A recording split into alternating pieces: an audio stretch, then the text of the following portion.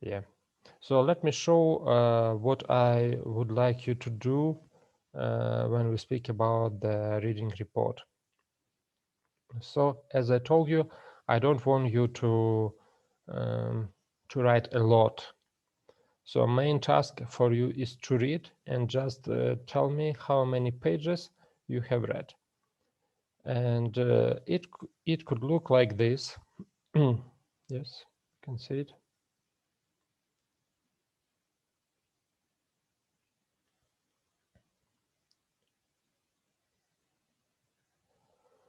What is important for me? So this is your name.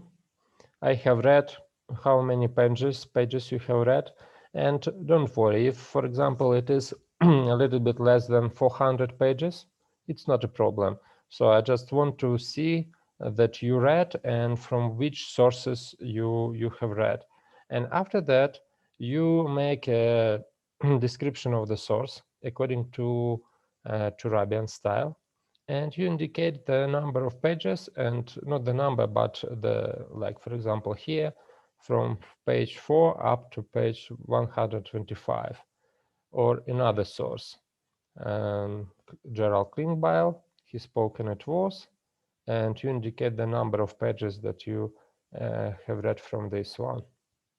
Or for example, it could be just an part of the book, like there are some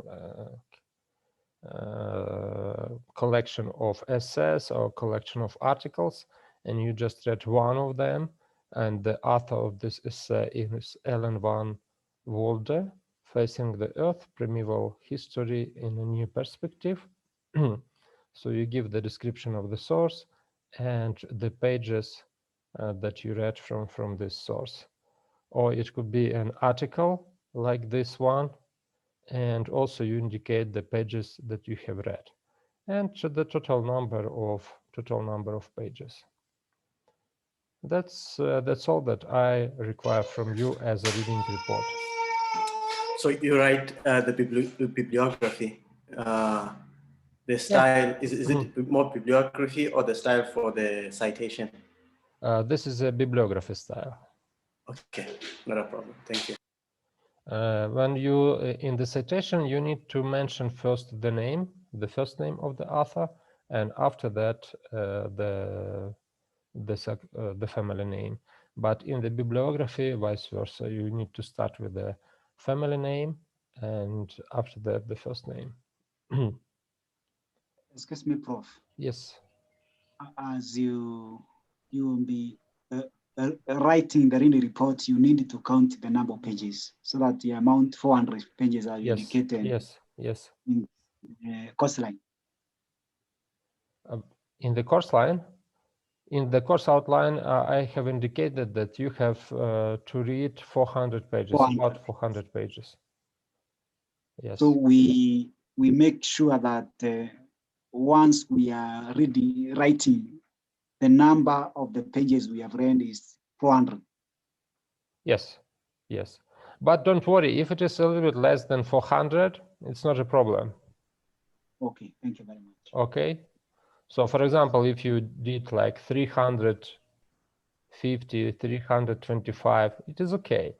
So I don't want to be very strict with this, but I would like to see what kind of books you have read or what kind of articles you have read. And I also would like you to so what also you can do, if for example you read something for your paper, you can also include those pages into your reading report. For example, you were preparing for your paper, and of course, in order to write a good paper, you have to read a lot. So you can include everything that you read for your paper, you can include into this reading report. Okay. Last question is about. Yes, please.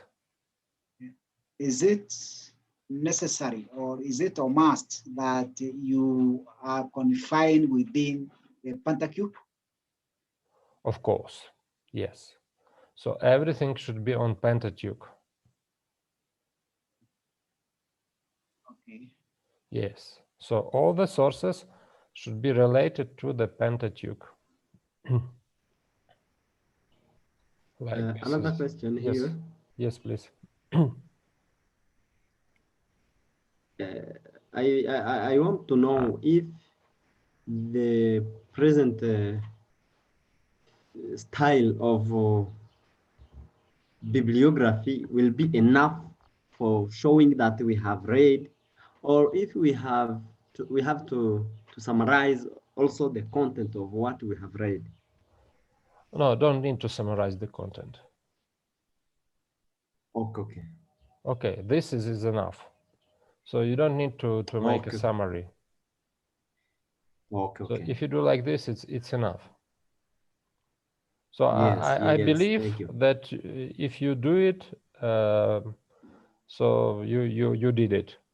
And of course, Okay. when you summarize the content of the book or content of the article, it can help you also to understand it better. But I would like to see your paper, and maybe on Monday we will speak more about the paper, what I expect you to write in the paper. Because paper will have about 20 points or 20% of your final grade. So it's also very important. And in the paper, you will be able to show how you interact with many different sources that you have read. Okay. Okay. Thank you. Okay. Yes. Okay, so now let us continue.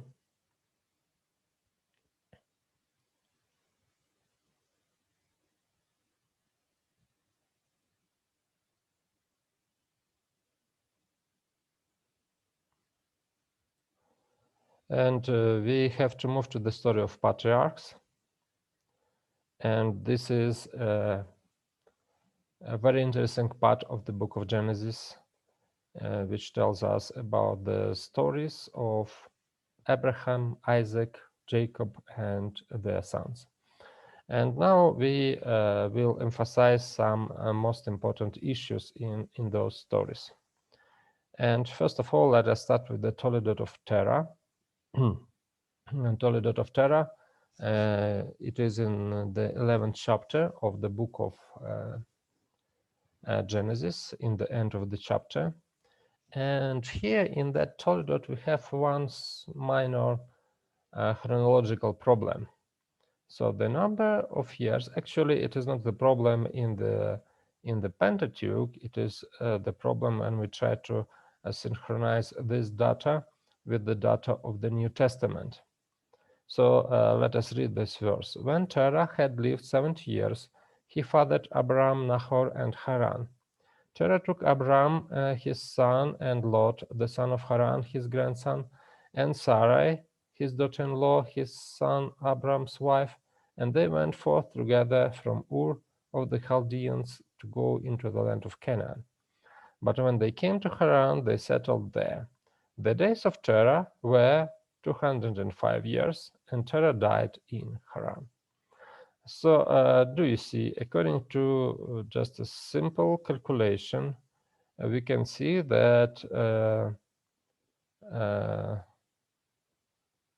Terah died when Abraham was 135 years old.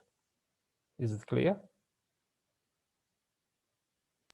Yes. Of course, unless Abraham is not the first son. But if Abraham is the first son of Terah, so in this case, he should be 135 years old when he died, when Terah died. So when we read the book of Acts, and this is the speech of Stephen, Stephen says, "The God of glory appeared to our father Abraham when he was in Mesopotamia and before he lived in Haran. and said to him, "Go out from your land and from your kindred, and go into the land that I will show you." Then he went out from the land of the Chaldeans and lived in Haran. And look, and after his father died, God removed him from there into this land in which you are now living. And so in this case, Abraham should go to the promised land after his father died. And his father died when he was 135 years old. But we know that actually it is not true, because when we read the book of Genesis, chapter 12, we see that Abraham was only 75 years old. And later on, when he was 86, Ishmael was born to him, and he was 100 years old. Isaac was born to him. So definitely it didn't happen as Stephen is speaking. So do you see the problem?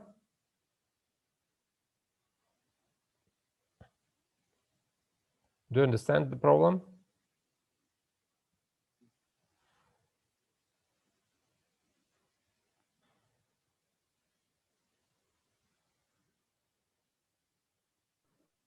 Yes. Yes. Not Professor. I think you can pound on again.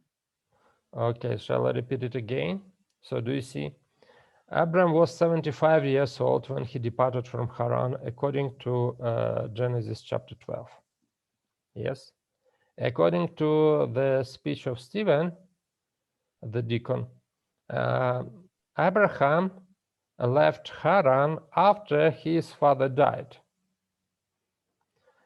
But according to this verse in Genesis 11, Abraham should be 135 years old when his father died.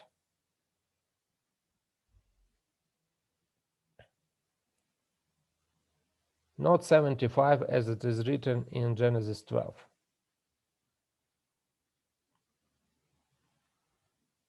So do you understand the problem? Yes, Prof. Okay, so how can we solve it?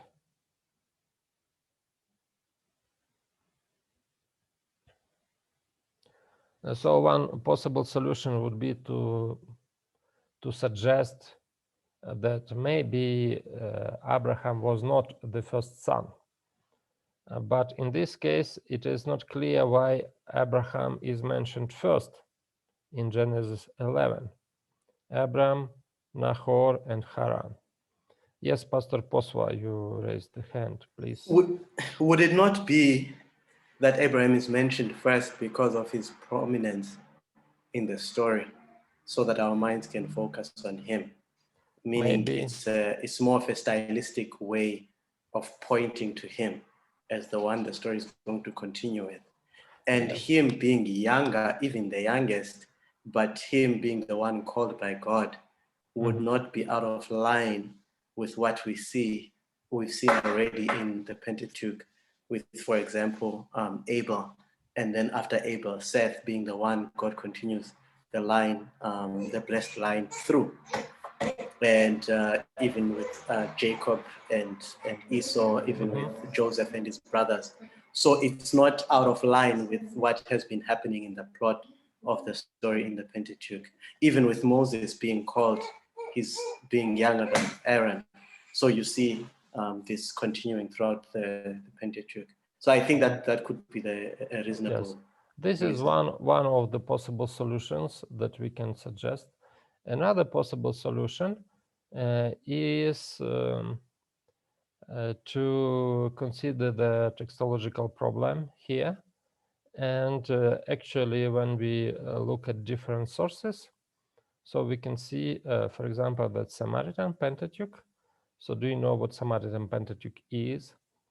The Samaritan Pentateuch is the version of the Pentateuch which is slightly different from the Masoretic text. And we know that there was a schism between Samaritans and the Jews. And this schism took place during the time of Ezra and Nehemiah. We can see that Samaritans wanted to participate in the building of the second temple, but Jews actually didn't want them to participate. And finally, you remember that Nehemiah expelled everybody, especially the priests who married the foreign wives. And among those priests there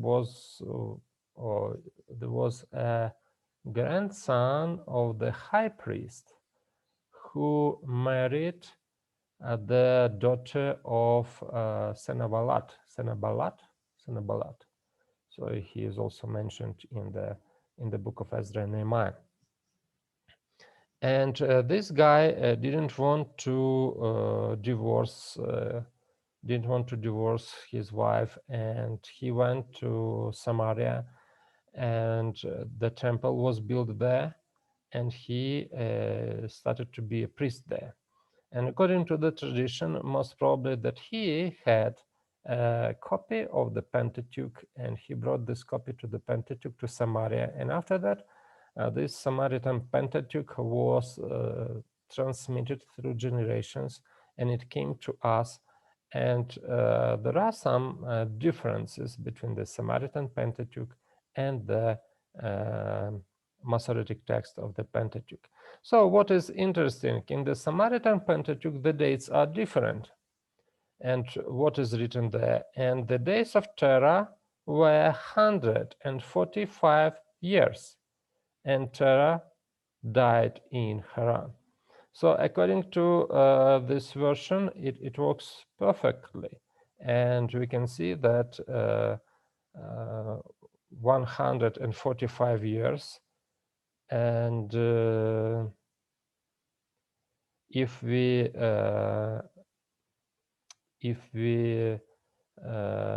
deduct 75, we will have exactly 70 years.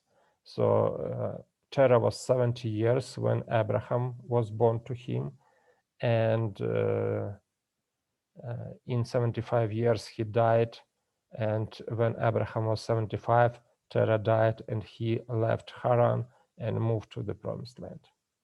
Okay, I saw some hands were raised up, so please, you can.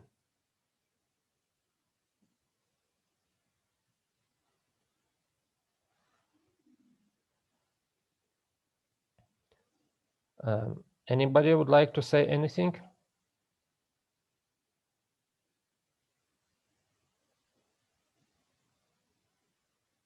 No, we can move. I was going to ask, Prof, is it possible that the Samaritans actually saw the problem that we're seeing and they adjusted their years based on they couldn't see the problem because there was no problem at the time. Some scholars say that maybe Stephen used the Samaritan Pentateuch, or he was aware of Samaritan Pentateuch. So because yes, Samaritan Pentateuch appeared before Stephen pronounced his speech. So maybe we can assume that Stephen was using the Samaritan Pentateuch, and that is why he made this kind of statement. Of course, no. Sorry, Prof. I meant the discrepancy between the information in Genesis chapter 11 and that which appears in Genesis chapter 12 and the rest of Genesis. No. There is no problem in Genesis. The problem is in Genesis and the book of Acts. Yes? Sorry, Prof. I'm confused. Doesn't Genesis chapter 12 mention that Abraham was 75? Yes. When he moved out of... wouldn't that be a contradiction? In Genesis 12, we can see that Abraham was 75, and at 75 years old, he was already in the promised land. So according to the book of Genesis, Abraham left Haran before his father died. So he had left Haran before Terah died, according to the book of Genesis. But according to the speech of Stephen, he left of Haran after he left the Haran after his father died. Okay, Pastor Dion.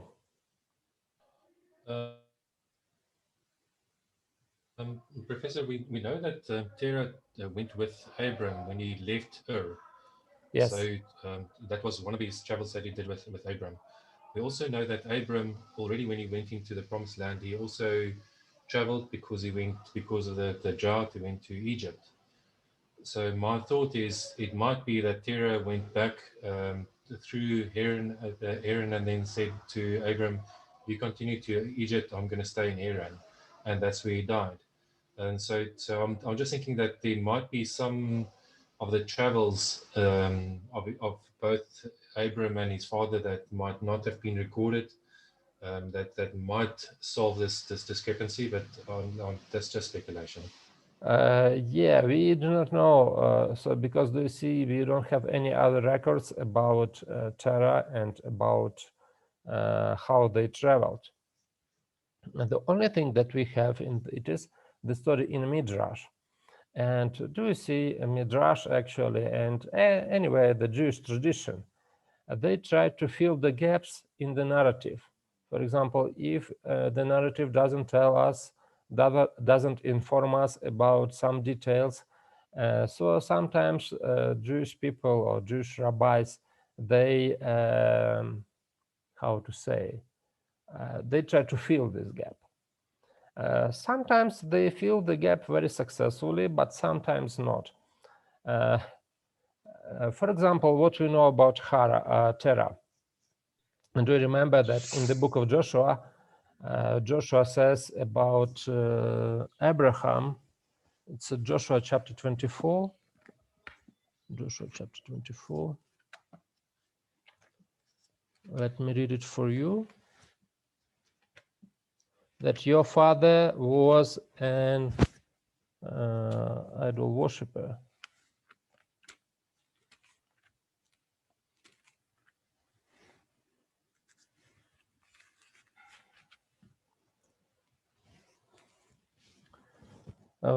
In verse 2, and Joshua said to all the people, thus says the Lord God of Israel, your fathers, including Terah, the father of Abraham, and the father of Nahor, dwelt on the other side of the river in old times, and they served other gods.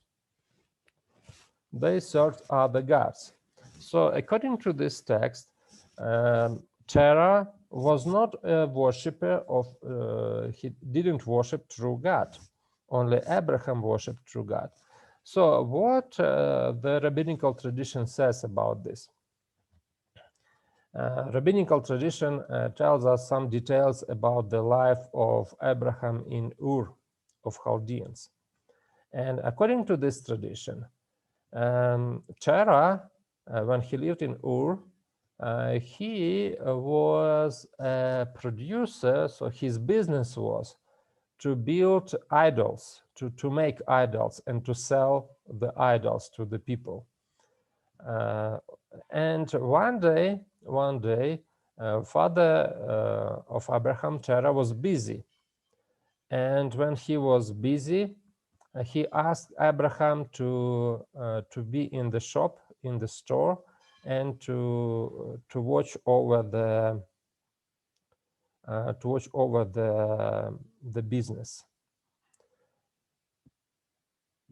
And what Abraham did, and Abraham at that time was already he already knew the true God, and he already wanted to worship true God. So what Abraham did, He actually broke down all those images or all those idols.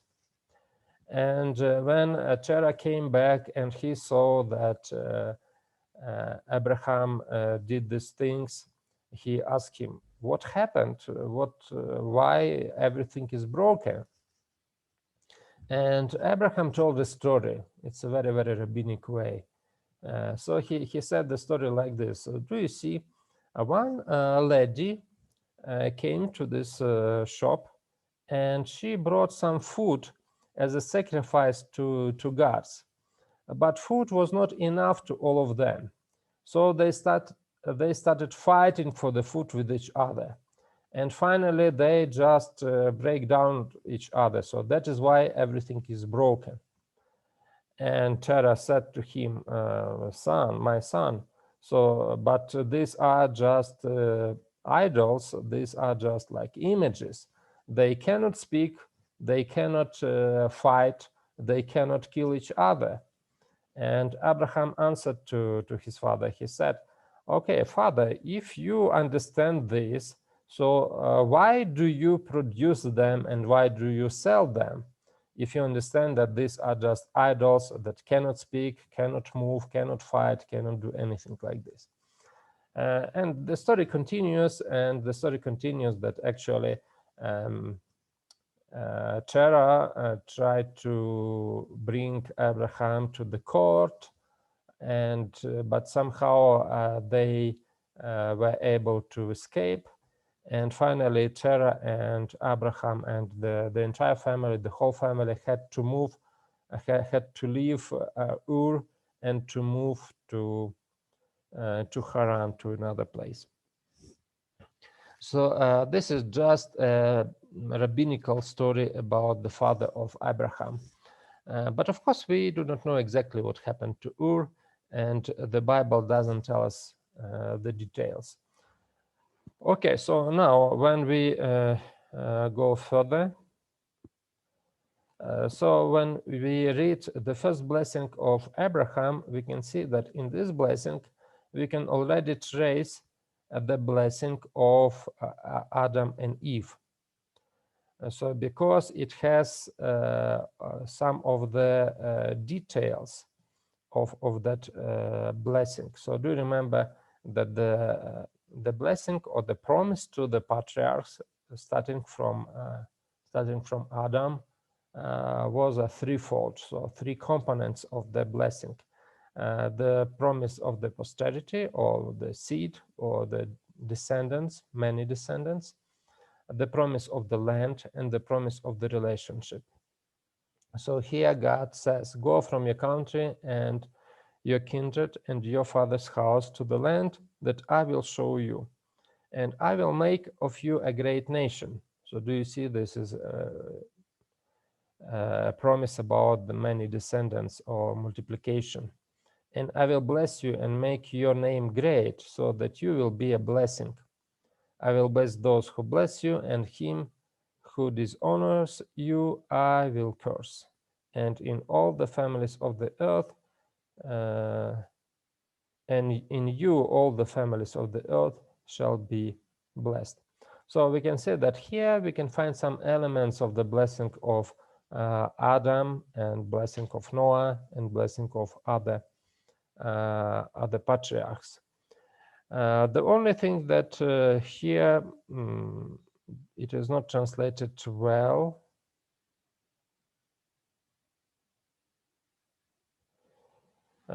In this sentence, "I will bless you and make your name great, so that you will be blessed."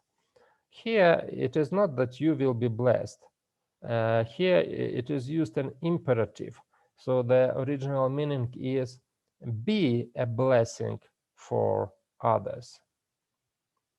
So that, and here we can find a very, very good principle, biblical principle.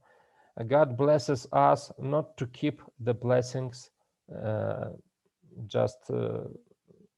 to keep the blessings with ourselves, but to be a blessing for somebody else, just to spread the blessing.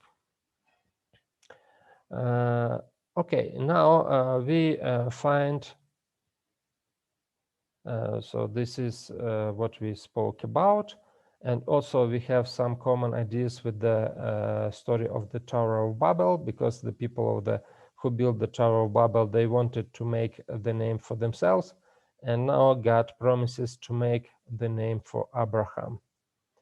And this is a key text for the story of Abraham, because later on everything is developed from this statement. And now a reader is waiting how these blessings are supposed to be fulfilled in the life of the patriarch. So now the problem that we can see, oh yeah, so also one important issue. Do you see that in the Hebrew Bible, there is no, of course, nowadays there is a division on chapters, but in ancient times there was no division on chapters as we have it in our Bibles. But anyway, they had several portions of the Bible. Especially, they divided the Bible for Sabbath reading. So this part is called Lech Lecha, because it starts with the imperative Lech Lecha, so go, Lech. And it's interesting that it is repeated again in chapter 22, verse 2, when God again says to Abraham, Lech Lecha. And this is a unique phrase, and this phrase frames the narrative about Abraham from the first original promise till the promise was confirmed in chapter 22. So now let us consider the structure of the Abraham story. And according to Klaus Westermann, we can present the structure like this. So Genesis 12, promise of a child. Genesis 13, a lot story. And I would like also to include 13 and 14 in this story. Genesis 15, 17 is the covenant. Genesis 18, 19, again, a lot story. And Genesis 20:25 is the birth of the son. And you can see if it's really true that we can see this parallelism here. And according to this parallelism, the main and the most important part in the story of Abraham is the story about the covenant. Yes, so making a covenant in chapters 15 to 17. And when we discuss the story of Abraham, we will especially spend time to the story of covenant and the importance of the covenant. Yes, and now when we speak about the covenant, it is important to remember some etymology of the word covenant. But in fact, we cannot understand the etymology of this word. In Hebrew, it is berit. Berit means covenant, and it could derive from the root bara, which means to eat, or it could also derive from the Akkadian word birit, which means between, and this is similar to the Hebrew preposition ben. And also sometimes some scholars tries to trace this word back to the word bond or some ties, because berit is a kind of ties between the people when the people agreed to do something together. But I would like to emphasize once again that the true etymology of the word is not clear. But berit is also very common to the oath. Very often the phrase covenant and the oath is repeated in the Bible. And it is important because when the ancient people made a covenant with each other, they usually pronounced an oath. And it was a part of the covenant. And of course, you should remember one important expression from the Greek Hebrew, and this expression is karat berit. Karat berit, if you translate it literally, means cut the covenant. And it came from the tradition or ritual of making a covenant. Usually in the ancient Near East, when people made a covenant, They took an animal, cut the animal into pieces, and they came through these pieces of the animals, and they pronounced the oath. And usually they not only pronounced the oath, but they pronounced a curse upon themselves. So if I violate the covenant, let I have the same part or the same destiny as those animals. So if I violate the covenant, I should be cut into pieces. And it was a kind of a curse. So what is interesting, we can find many examples of a similar practice in the ancient Near East literature. For example, one document, it is a document from Syria. The city is Al-Alah. Usually we can find these documents from Hittite, but not only from Hittites, but from many, many other nations as well. So the text of the covenant, and we see it is very old. It is dated to 18th century before Christ. And the text of the document is the following. The treaty between Abban and Yarimlim tells that Abban slaughtered a sheep to make a covenant with Yarimlim, and accompanied this act by placing himself under oath.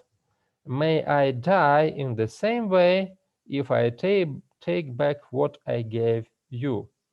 We can assume that the sheep slaughtering was followed by a sacral meal, and this treaty is unique in that here the more powerful party swears allegiance to the weaker part or weaker covenant partner. Another document we can find from the city of Mari, and we know that a very, very big library was found in these two cities, Mari and Nuzi. Many, many clay tablets with the texts. Most usually those texts are just documents from selling property or some other issues. And among those texts, we can find this one. I went to Ashlaka, and they brought me a young dog and a she-goat in order to conclude a covenant. And literally, to conclude a covenant means to kill a donkey foal. So do you see the same similar expression we can find in another culture? To make a covenant between the Hanians and the land of Idamarsh. But in deference to my lord, I didn't permit the young dog and the she-goat, but instead had a donkey foal, the young of a she-ass killed, and thus established a reconciliation between the Hanians and the land of Idamarsh. So you can see this is very, very similar procedure, very, very similar ritual when an animal or several animals should be cut into pieces, and in such a way the covenant was done. Yes, and if we see that this is actually was the case when the covenant was done in such a way, so both parties were supposed to come through or to come between these cut pieces of the animal, and they should pronounce a kind of a curse or a swear that they will be faithful to each other. So when we read the book of Genesis chapter 15, we can see that here when Abraham demonstrated his faith, because 15 and verse 6 is very, very important. 15 and verse 6 is very important. Abraham believed in God, and God accounted it to him for righteousness. So in this chapter, in the beginning of the chapter, we can see that Abraham is portrayed as a person of faith. So he believed in God. He believed that the promise that God gave him will come true. And according to the tradition, both of them should, I mean, God and Abraham should go through the cut pieces of the animals. Because in the rest of the chapter 15, we can see that Abraham is preparing for making a covenant, and he actually took those several animals. And what is interesting, all the animals were the sacrificial animals, and the animals were cut in pieces except birds. And he was waiting until the darkness came. He was waiting for something, and he understood that this is a ritual of a covenant. But what is interesting, the Bible doesn't tell us that Abraham came through the cut pieces of the animals. But Ellen G. White says that he did. By divine direction, Abraham sacrificed a heifer, a she-goat, and a ram, each 3 years old, dividing the bodies and laying the pieces a little distance apart. To this he added a turtle dove and a young pigeon, which, however, were not divided. This being done, he reverently passed between the parts of the sacrifice, making a solemn vow to God of perpetual obedience. So here, according to Ellen G. White, we can see that she says that Abraham also came between, passed by between those cut bodies of the animals. And when we look at the covenant, what kind of covenant God gave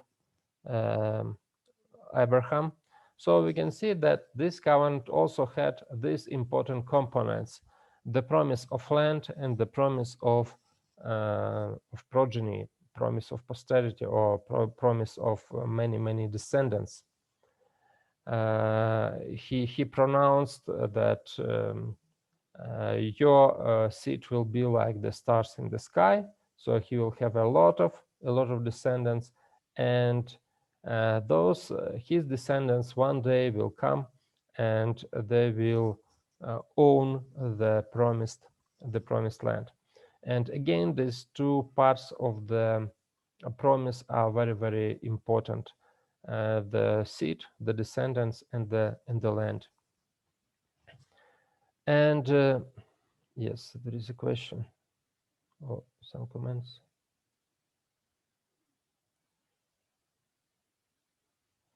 The quotation is from the book Patriarchs and Prophets. Sorry, I didn't indicate the page, but I believe you can find it. You can find it easily. Yes. So what I would like to also to say, and I almost forgot about this, and it's also it seems to me it's important. This tradition to make a covenant by cutting an animal in two pieces was quite common in the ancient Near East, and we can find it mentioned once again in the Bible, in the book of Jeremiah, in chapter 34.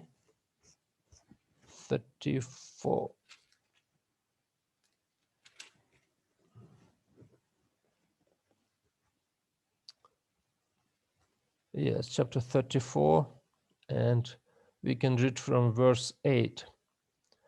This is the word that came to Jeremiah from the Lord after King Zedekiah had made a covenant with all the people who were at Jerusalem to proclaim liberty to them, that every man should set free his male and female slave, a Hebrew man or woman, that no one should keep a Jewish brother in bondage.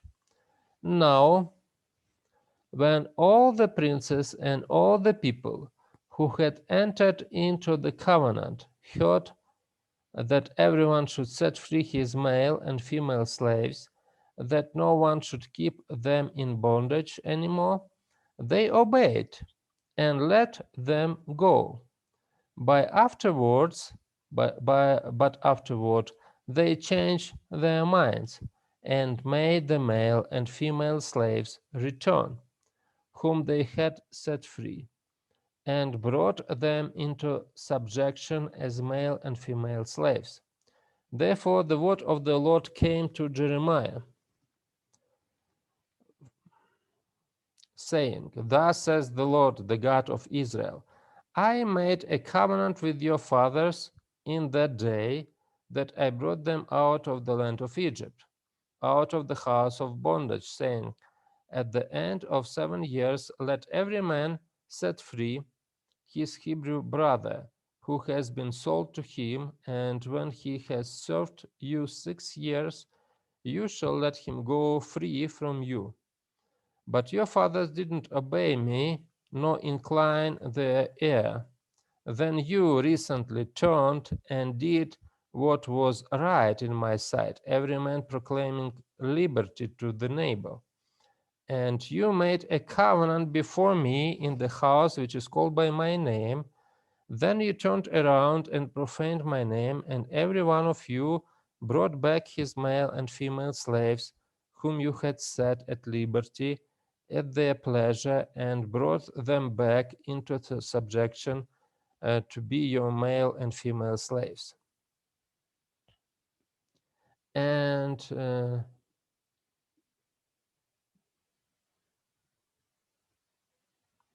verse 18, this is the most important verse. And I will give the men who have transgressed my covenant, who have not performed the words of the covenant which they made before me. And listen, when they cut the calf in two and passed between the parts of it. So exactly the same tradition we can see survived until the time of Jeremiah, almost the time of the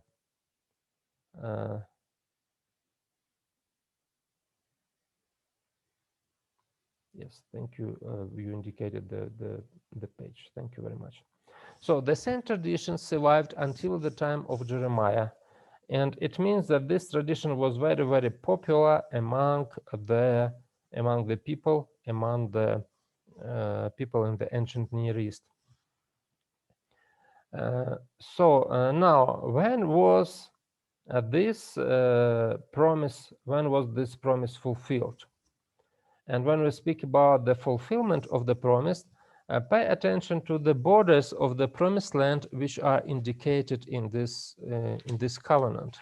And this is in chapter 15 and verses, it seems to me, 18 and on.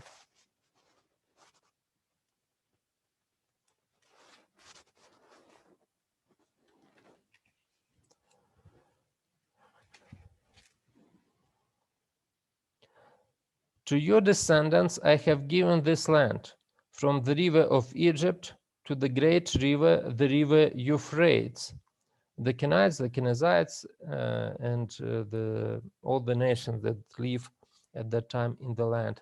So do you see the borders of the land are from the river Euphrates up to the river of Egypt. And actually this is a very, very huge territory. But in fact, we need to understand, and it seems to me, oh, sorry, I don't have the slide with the borders of the promised land. So the river Euphrates starts in Syria. So actually, when God promised to give them this land, it means that they should own the land from Syria up to Egypt. And we know that only once in history the borders of Israel really were exactly as God promised here in the book of Genesis. During the reign of Solomon, when the borders of his kingdom is depicted, it is said that he owned all the lands from the river Euphrates up to the river of Egypt, or something like this. and we can find it in the First Kings chapter 4, if I'm not mistaken. In First Kings chapter 4, we can find it. But as I told you, do you remember that the promised land actually is a symbol of the Garden of Eden? So in this case, we can see that here we can find some hint that when God promised Abraham the promised land, he didn't promise him the earthly promised land, but he also promised him to bring him back to the Garden of Eden. And we can find some very interesting parallels between what happened in those chapters, chapter 15 and 14 and 15 in the book of Genesis.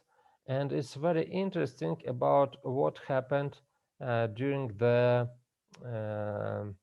Last Supper of Jesus with his disciples. So, and the parallels are really very, very interesting. For example, Melchizedek, king of Salem, brings bread and wine to Abraham, and Jesus gives his disciples bread and wine as a sign of the New Testament. God takes Abraham out of the tent, and Jesus takes disciples to the Mount of Olives. A sound dream attacked Abraham, and strong sleep attacked the disciples in Gethsemane. Darkness and horror in the middle of the day happened in the book of Genesis, and darkness across the land and also in the middle of the day happened when Jesus was crucified. And what is also important in Genesis, we can see that God passed between the dissected or cut parts of the animals and swear allegiance to Abraham. And we can also say that this promise or this oath was fulfilled at the Calvary, because at the Calvary we can also see that Jesus, one of his final words were, my God, why did you forsaken me?" So according to this covenant, if a person was unfaithful to the covenant, so he was supposed to be cut into pieces. So what we can see at the Calvary happened during the ministry of Jesus Christ. Jesus very often repeated one idea: I am and my Father are the one. So we are united, we are together. But what happened at Calvary, what we can see, that there was like a distance between God and Jesus. So it looks like the divinity was cut into the pieces, like God was in the heaven and Jesus was on earth, and this distance was done because of people's sin. Because of the sin, the divinity was cut into pieces.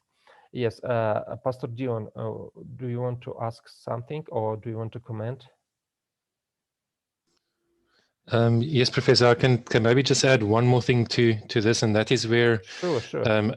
Where Abram, there was the birds of prey that wanted to devour the carcass. Now, if the carcass, as in the last comment, it resembles Jesus that was slaughtered, then what happens when we read in Revelation 12 is that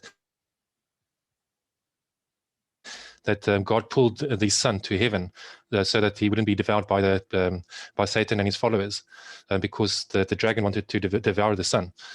So in the same way that Abram chased the birds of prey away, which resembles fallen angels, God also pulled his Son away so that the fallen angels wouldn't devour or do his Son any harm. Oh, thank you. Thank you very much. The only thing that I would like to add, that we probably shouldn't allegorize this story, because if we try to find some symbolism in every detail, so in this case we can be misled. Yeah. but I like your idea. Okay, so in this case, it is clear. So how can I explain it? I can explain it like this. When it is clear, and we will see it in the following narrative, that Abraham actually was not faithful to God in everything. So he also committed a sin. So when Jesus came to this world, he came as a substitution, and we can see that actually God took our sins upon himself in order for us to be saved. So in this case, the promise of Genesis 15 is not only the promise of the promised land, but it is a promise to be saved, to get this eternal salvation. And that is why this covenant of Genesis 15 is really very, very important. And now, what is interesting, what happened immediately after this covenant, but of course not immediately after the covenant, but what is recorded immediately after God made a covenant with Abraham. And this is story of chapter 16. And this story is also very interesting. When Sarah suggested Abraham to have a son with the help of servant, or with the help of the slave girl Hagar. And when we look at the actions of Sarah, so we can find some very interesting parallels. And it seems to me, if I'm not mistaken, I took those parallels from the book of Sailhammer, the Pentateuch's narrative. And here we can see some parallels between the actions of Eve.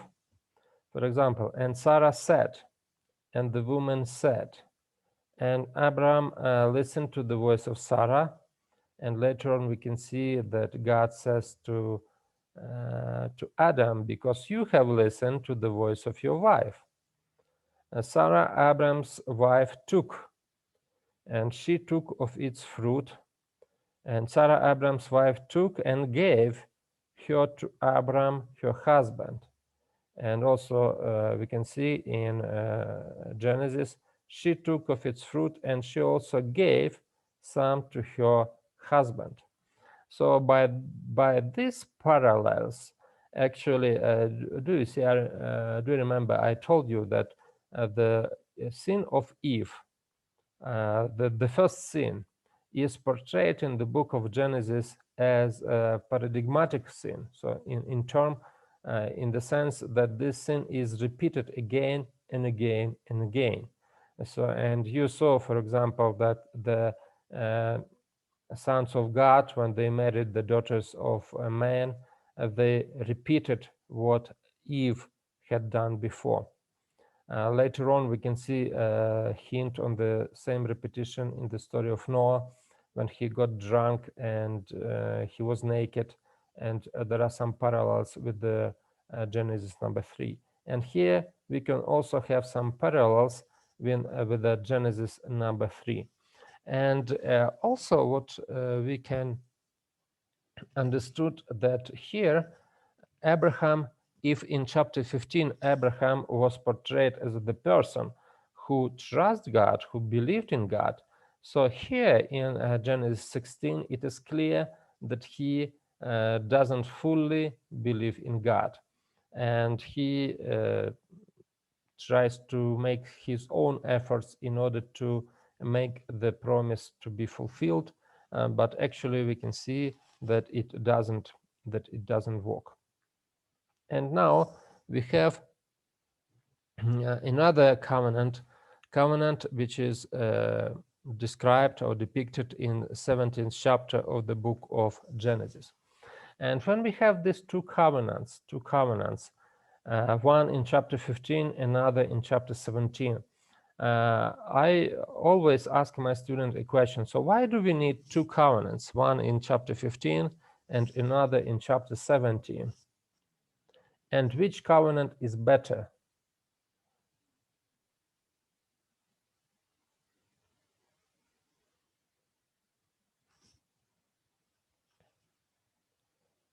So what do you think about it?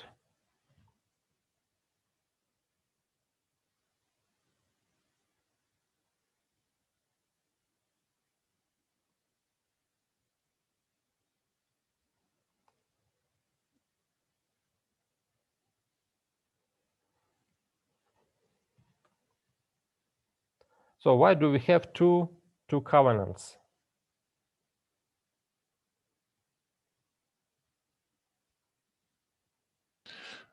Professor, is it a new covenant or is it just a confirmation of the first covenant? Okay, good question, Pastor Dion. So what do you think about it? Is it a new covenant or is this a confirmation of the previous covenant? I think it's a confirmation. Confirmation, okay. Any other ideas? So I remember I read one book a number of years ago. Exactly, it seems to me it was a dissertation, but it was published as a book, and it was about these two covenants: covenant in chapter 15 and covenant in chapter 17. And actually, the author of this book argued that the covenant of chapter 17 is better than the covenant of chapter 15. And one of his arguments was that actually what we have in chapter 17, Abraham is promised that kings and princes will come from you, and of course it was not said in chapter 15. So he said that the covenant of chapter 17 is superior than the covenant of chapter 15. And but the problem that I see here, that in chapter 17, in chapter 15, Abraham is portrayed as the person of faith. So he believed in God. And 15 verse 6 is clearly said about this. But in chapter 17, Abraham is portrayed as a person who doesn't trust God, who doesn't believe in God's promises. Yes, Pastor Dion? Professor, just as I now read through chapter 17, it talks about the circumcision of the people. So it seems that the covenant also now includes other people that will have faith in the covenant. Everyone that circumcises themselves and believes in this covenant is now included in the covenant. It's not just only between Abram and God. Very, very good observation. Very good observation. We will come to this a little bit later. So, but how can we know that Abraham in chapter 17 is still doubting? So he doesn't believe completely in God. So how can we know this? Can we read this chapter and see what indicates to the disbelief of Abraham?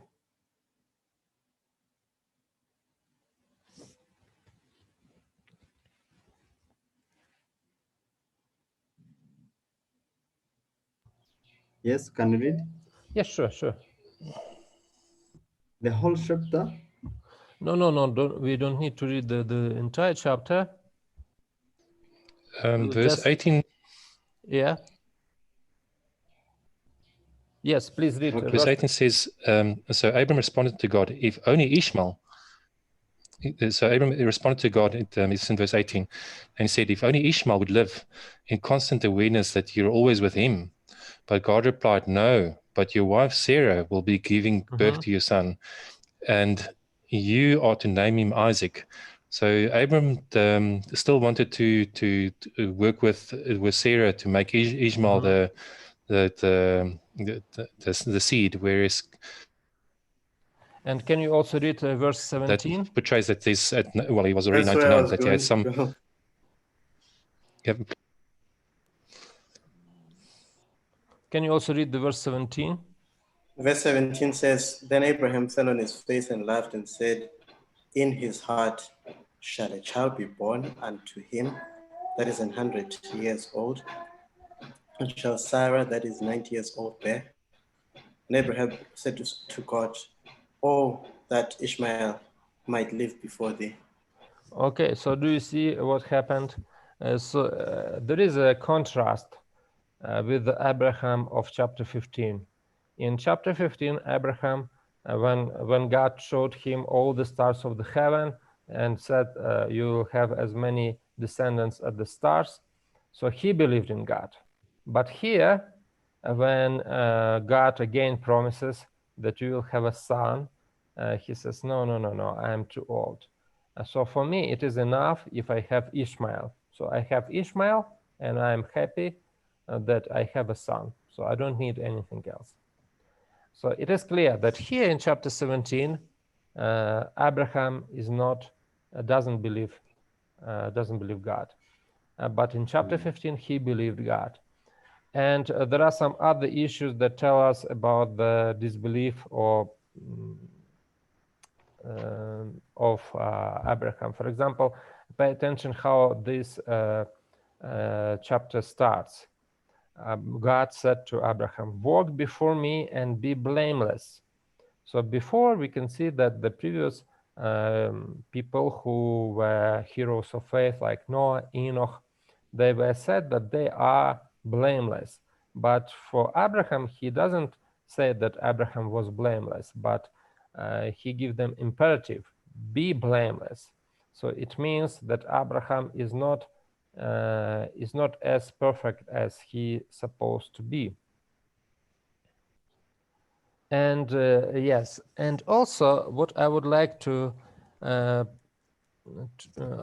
draw our attention to one more thing which is important in this story of Genesis chapter 17, and namely that we have in Genesis chapter 17 we have not only one covenant, but we have two covenants. So can you find what are the two covenants which are mentioned in this chapter? The covenant of how God was going to fulfill his promise through Isaac, and also the covenant about Ishmael as well. Okay. So let us make like this. The covenant of circumcision and the covenant with Isaac. Because when Abraham said that I'm happy that Ishmael, I have Ishmael, after that God said to him, no, Sarah your wife shall bear you a son, and you shall call his name Isaac. I will establish my covenant with him for an everlasting covenant, and with his descendants after him. And as for Ishmael, I have heard you. Behold, I have blessed him, and will make him fruitful, and will multiply him exceedingly. He shall beget 12 princes, and I will make him a great nation. But my covenant I will establish with Isaac, whom Sarah shall bear to you at this set time next year. So here we can clearly see that Genesis 17 tells us about two different covenants. One covenant is the covenant of circumcision. And in this covenant, everybody is included. All the household of Abraham is included into this covenant, even Ishmael. So Ishmael is a participant of the covenant of circumcision. But God says, I will make another covenant, and this covenant will be with Isaac, and Ishmael will not be included into this another covenant. Yes, Pastor Dion. Professor, what is the difference between a promise from God and a covenant? Because as Pastor Poswa said that in verse 20, he also makes a promise about Ishmael to say that he's going to bless him, he's going to be having multiple descendants.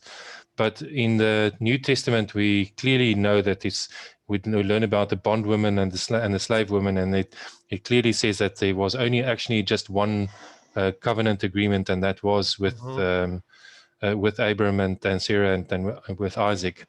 So what is the difference Yeah, very, very good question. between a promise and a covenant? Thank you very much for this question. And do you see the difference is, and this is like the main intrigue of the book of Genesis, who will inherit the promise of Genesis 3:15? God can make all the, and we can see that as he promised, all the descendants of Abraham will be great nations, like Ishmael will be a great nation and Isaac will be also a great nation. But the covenant means that through this person, so he will be the heir of the covenant, and through him the line of the Messiah will come. But in saying that, Professor, then that is actually only one covenant, and that's the covenant of Genesis 3:15, which promises that the seed will come from this line of covenant, because that promise is not repeated about the seed, but that is it seems that all of these are visions of the same covenant, but the covenant was the covenant of 3:15, that the God is going to send his seed. Because otherwise, if we don't include the whole thing that it's about the line where Jesus is going to come, then it is promises the same way that this promise is being made with Isaac, with Ishmael. So I'm just thinking that these are actually revisions of the same covenant. Yes, you raised a very, very good question about the relationship between the covenants. I didn't touch. I didn't want to discuss this question, but maybe it makes sense to discuss it. So you can find, you probably know that there are different approaches to the Old Testament theology in general. So there is the so-called covenant theology, and according it is sometimes it's also called federal theology or covenant theology. And according to this idea or this theology, there was only one covenant, and this covenant was repeated or it was reaffirmed with another generations.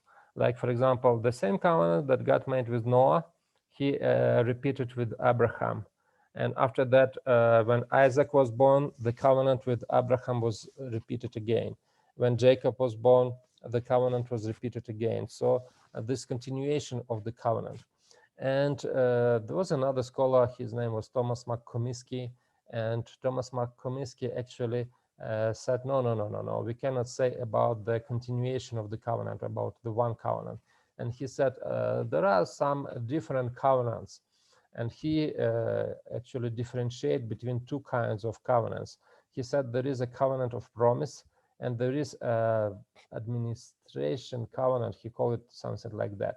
So what does he mean when he says the covenant of promise? For example, Genesis 15, he says this is the covenant of promise. But Exodus 20 or 19:20, this is the administrative covenant, because it doesn't based solely on promise, but it implies some actions from the people. So people should do something to be in the covenant. So it was his understanding of the covenant.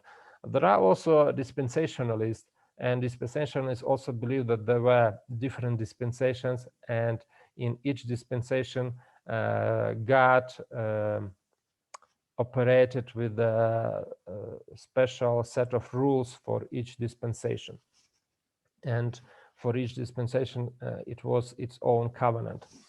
So, but when we speak about the book of Genesis, so probably the covenant theology is the how to say very close to the truth, because really what we can see, we have one covenant, and we have this covenant is continued again and again and again to with the it is confirmed with the new generation. Like, for example, the covenant with Abraham, after that the covenant with Isaac.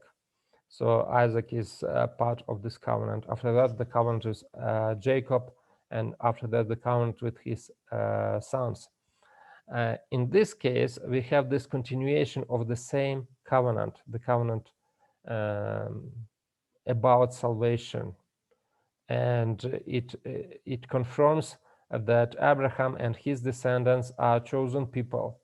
And finally, they should bring to this world the Messiah, the promised seed of the Genesis 3:15.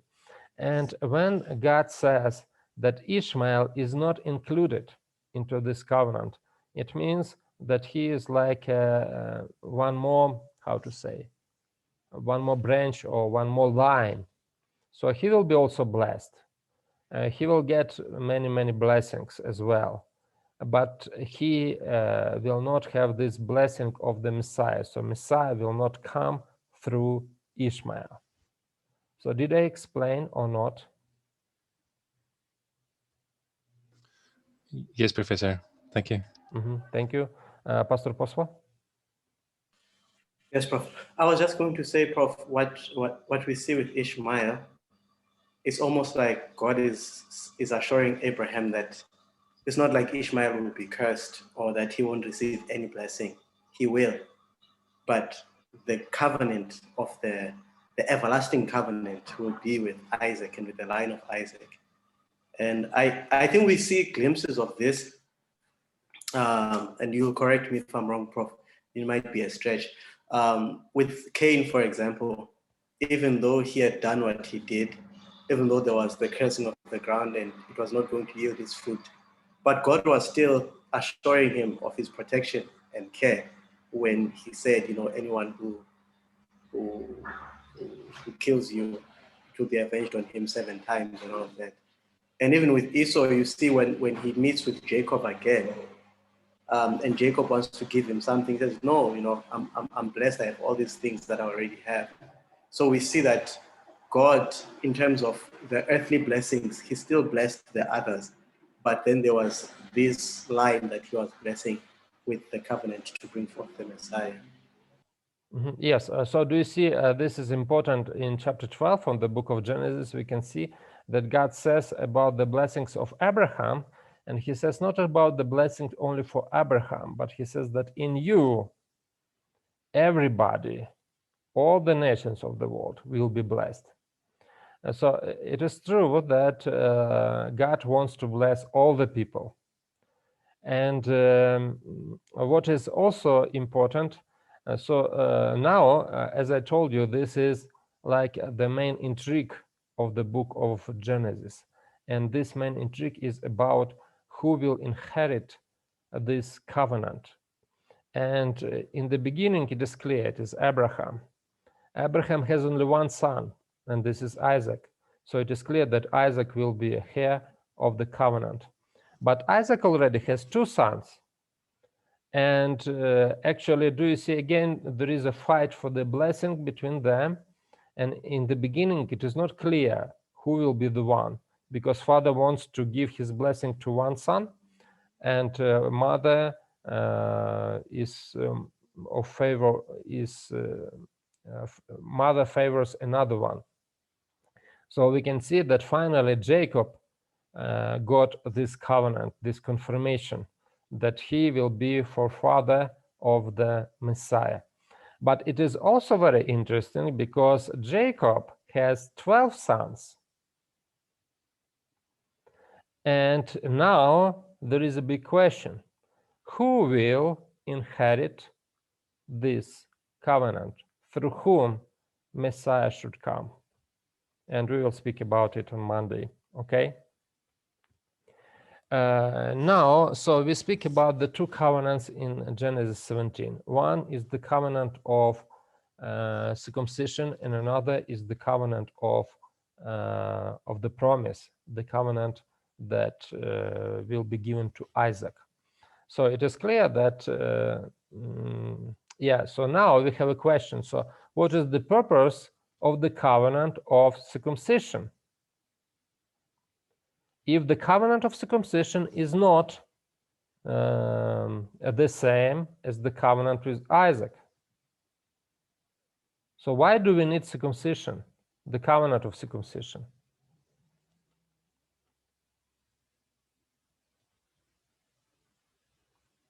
What is the purpose of this covenant?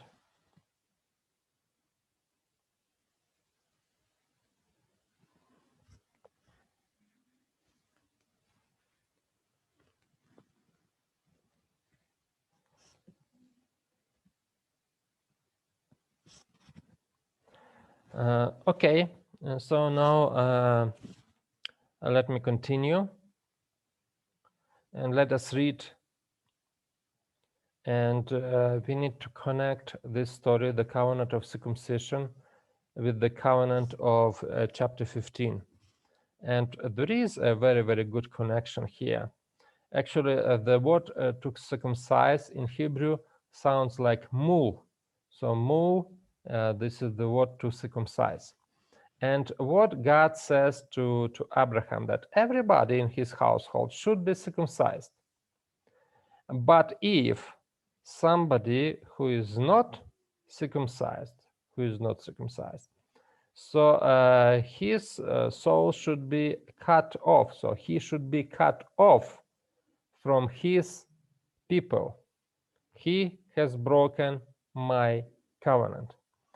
So now pay attention to this word, nikrat. Nikrat, actually, this is the same verb, karat, that is used in chapter 15. In chapter 15. So karat berit, to make a covenant. Yes, correct. But in chapter 17, it is in nifal because it is a passive. He will be cut off from his people. But the verb is the same. And it's also important that this word karat, this verb, occurs only in the context of the covenant. It doesn't occur anymore in the book of Genesis. If now we will try to make a broader picture of what happened in those chapters. So do you see in chapter 15, God made a covenant with Abraham, and according to this covenant, he promised him to make him a big, great nation, and to give him the land, and his descendants to give the land.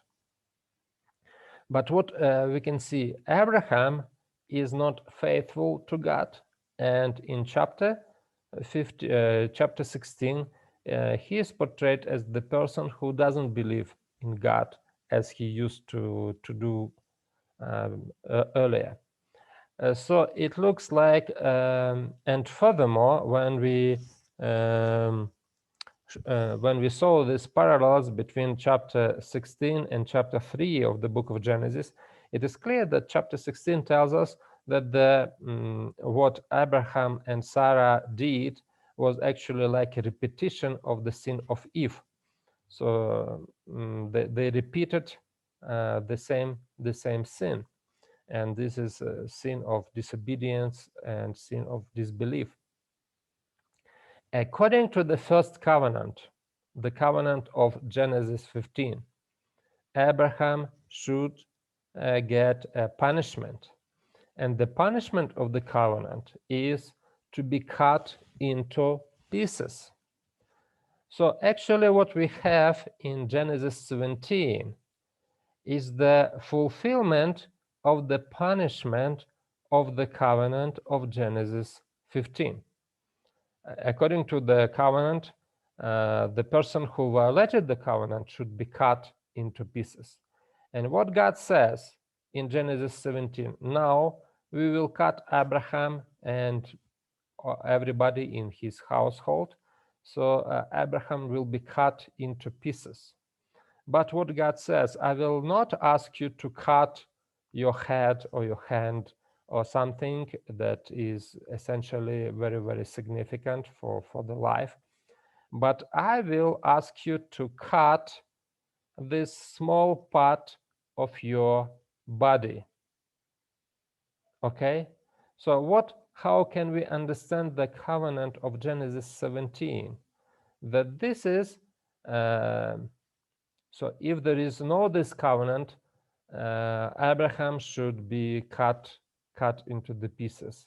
But in order to fulfill the curse of the covenant and for Abraham to remain alive, so God said, okay, you will cut just one insignificant piece of your body, but we will perform this cutting. You should be cut into the pieces. That is why That is why the Bible says everybody who doesn't circumcise, if he is not circumcised, he should be cut off from his people. Okay, now I would like to pause for a while, and I would like to see what do you think about it.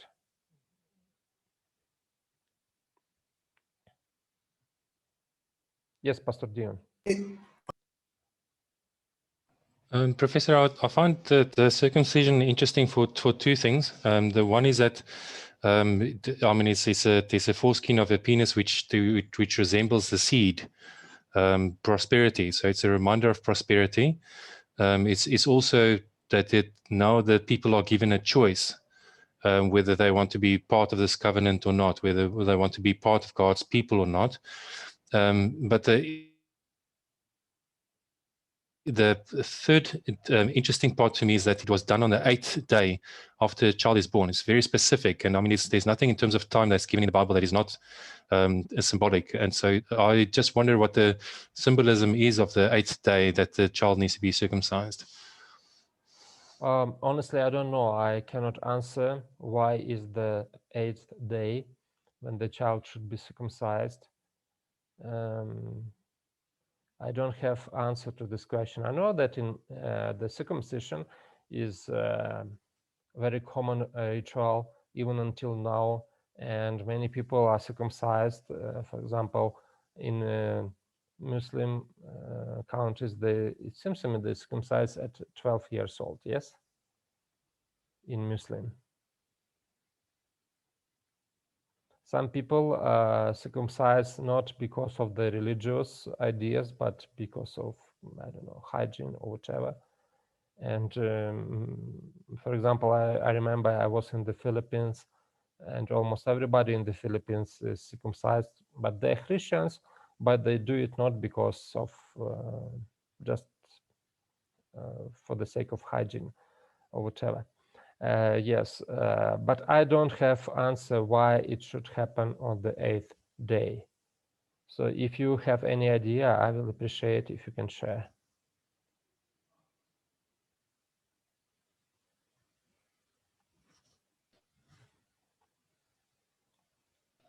Yes, sir. Yeah, any other comments, or if you want to say anything? Okay, if no comments, we can continue.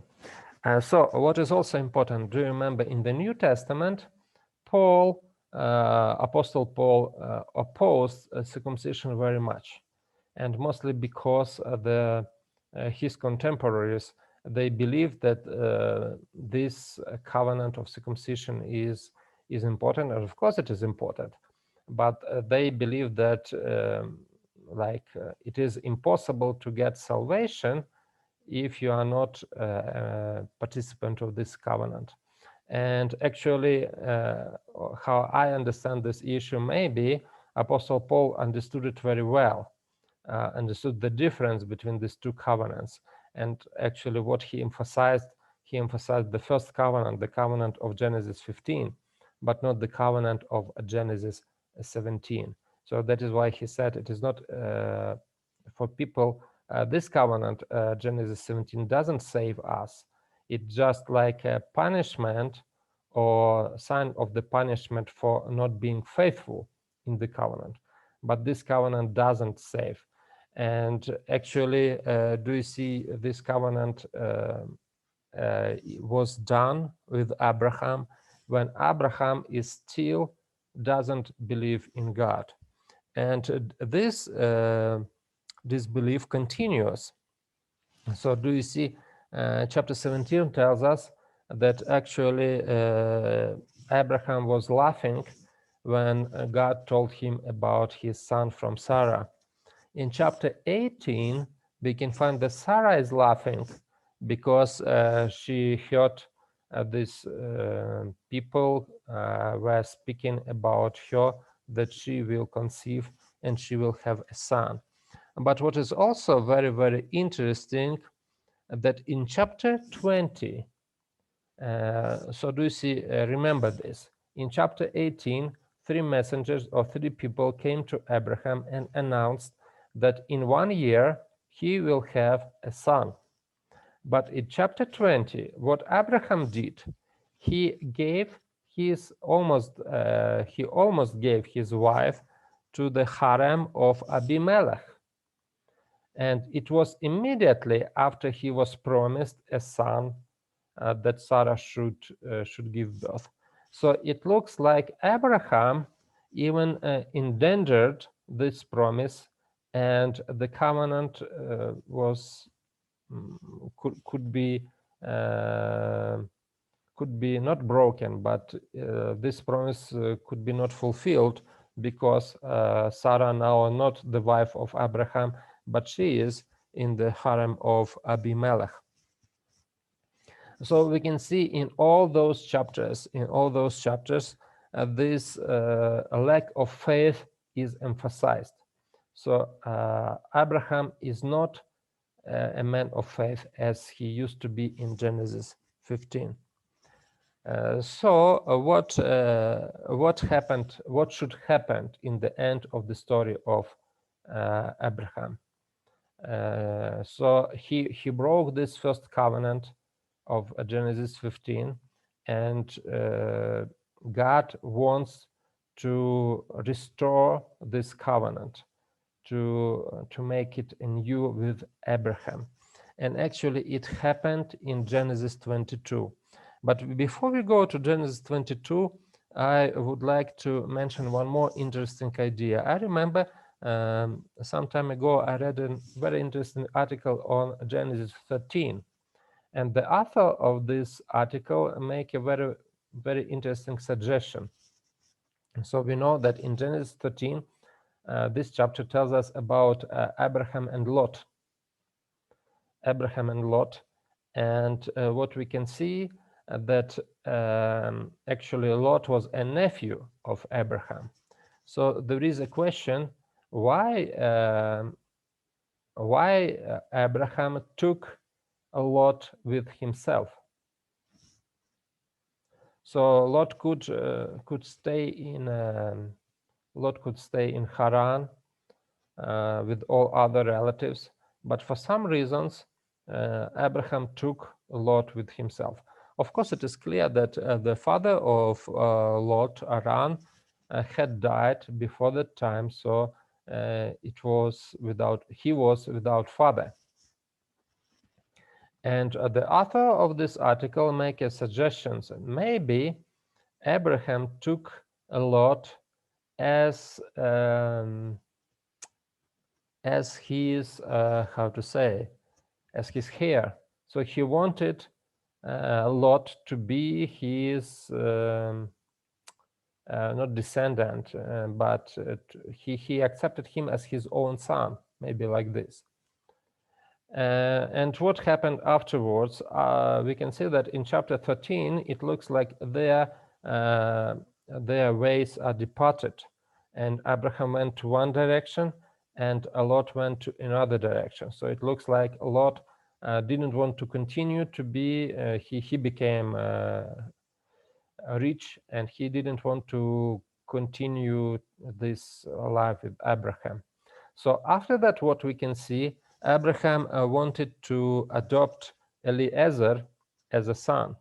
And in chapter 15 of the book of Genesis, he even tells God that my heir is Eliezer. So I don't have children, so I adopted one of the slaves to be my heir. And God said, no, he will not be your heir. You will have sons. And God believed, and Abraham believed in God. And after that, we know that he has two sons. Now he has one son is Ishmael, and another son is Isaac. And in the end of chapter 21, we can see that Abraham was told that he should send away Hagar and his son, and they should not live together anymore. And according to ancient Near East traditions, it was a very, very bad action actually. Because when we read many like laws, many traditions of the ancient Near East, it was a common tradition if a couple doesn't have children, so they can use a slave girl as a surrogate mother. So the child that is born to the child that is born is not considered the son or daughter of the slave girl, but he is considered the son of the couple. But in this case, if they did like this, they cannot send away this slave girl or this slave woman who gave birth to a son for them. So it was just impossible. It was just a very bad action. And chapter 21 actually describes how it is difficult for Abraham to send away Hagar and her son. So he wake up early in the morning, and he gave them some food, some supplies, and sent them away. And almost in the same way, the Bible describes how Abraham in chapter 22 tries to bring to the sacrifice his son Isaac. So it says that he also got up early in the morning, and he made a donkey and everything. So we can see that these two scenes are depicted as very similar to each other. Yes, I saw that Pastor Dion, you raised up a hand. Do you want to say anything?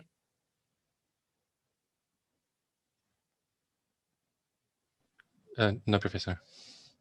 Okay. So one more thing that we need to pay attention to. So do you see chapter 22 is depicted as a repetition of chapter 15. How do you know this? Look at this comparison. After these things, and the beginning of chapter 15 is almost the same as the beginning of chapter 22. In Hebrew, just a slight variation in words, but almost the same. And we can see some other parallels between these two chapters. So when we start reading chapter 22, and when we see that it starts in the same way as chapter 15, so something similar should happen in chapter 22. We know that in Genesis 15, the covenant was done. And it means that in Genesis 22, the covenant should be done again with Abraham. And what is also important that in this chapter, Abraham really demonstrated his faith. So now he believes in God. He believes that God actually is the one who can restore the son again for him.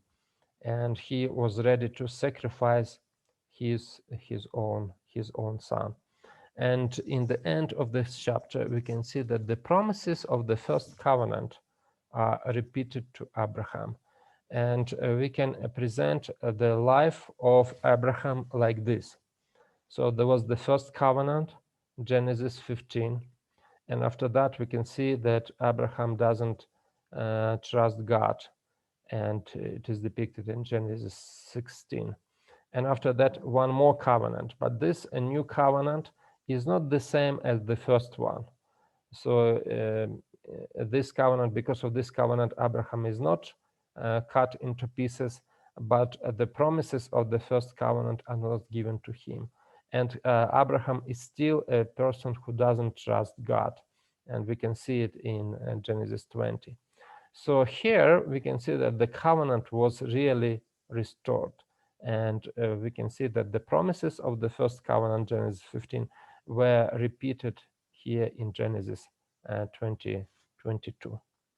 Okay, do you have any questions? Yeah, this is the promises. I will surely bless you, and I will surely multiply your offsprings as the stars of heaven, and as the sand that is on the seashore, and your offspring shall possess the gate of his enemies, and in your offspring shall all the nations of the earth be blessed, because you have obeyed my voice. Yes, any questions? Excuse me, Prof. Yes. Excuse me, Prof. Yes, please. Mine is a reflection of between the two covenants. Mm-hmm. The holy one, Ishmael, which are bound by the law at Mount Sinai, and also a spiritual covenant that now bearing for Isaac, for the spiritual people. So how because now all of them, they are being are receiving blessings of abundance. Who can we clearly tell that they are the subtribe of the Ishmael who are remaining now? Can you repeat again? I'm saying that we can see two covenants. Mm-hmm. The Holy Covenant bearing for Ishmael, Mm-hmm. who are now Mm-hmm. referring the kind of people who are bound by the law, and Isaac, another covenant now for the spiritual bound by the grace. Now, because of them, they are blessed for the abundance, or even to be substantive, whatever they have. Who can now tell, or we can say they belong to the Ishmaelites? Do you see Abraham, when we read the account in, for example, what is written in chapter 25, he is also said that he had Keturah, the wife, another wife. And some people believe that Keturah is another name for Hagar, but of course it is not clear. But there was an idea that Keturah is another wife, another name for Hagar. And he had some more sons from Keturah. And do you see, when the time came, so what he did, he sent away all those sons. He gave them some presents, some property, most probably. But he again emphasized that the promise or the covenant is only with Isaac, not with anybody else, but only with Isaac. But do you see, God promised Abraham that all his descendants will be rich, will have some blessings. And we can see that this blessing of Abraham was also given to his descendants. Even also, not all of them were not all of them inherited the covenant, but all of them were blessed. But the covenant is given only to one person. I don't know, did I answer your question or not? Yeah, you have answered my question. Last more question is about, can we say, because all of them are having such covenants, Ishmael will be saved? Oh, you Being mean about together? that? Yes. Yes, it's a good question. So do you see, after that we can see that Ishmael is also has his own Toledot. Yes, and Esau also has its own Toledot. Bible doesn't tell us anything about this, but we can assume that Ishmael is also saved. Yes, but Bible doesn't tell us anything about it. Actually, they together, Ishmael and Isaac, they buried their son or their father. They were together. And after that, the Bible is silent about Ishmael and what happened to him. Okay, thank you very much. Mm-hmm. So, okay. Tomorrow we will continue and we'll finish the story of Jacob and Joseph. Joseph's story we will continue and finish it, and we will move to the book of Exodus. Sorry, Prof.